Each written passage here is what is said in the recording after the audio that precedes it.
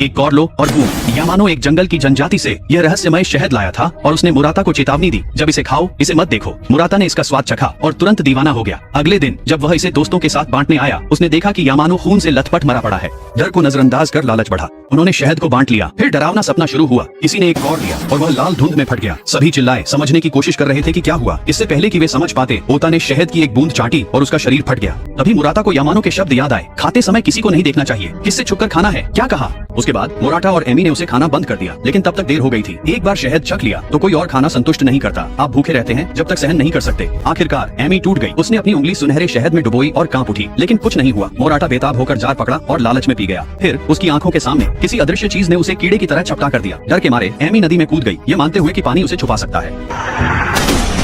किनारे से देख रहे सकुरागी सदमे में जड़ हो गए, लेकिन जब मोराटा के बटुए में शहद की उत्पत्ति का नक्शा मिला तो जिज्ञासा ने डर पर काबू पाया और वह उसे लेकर जंगल में चला गया।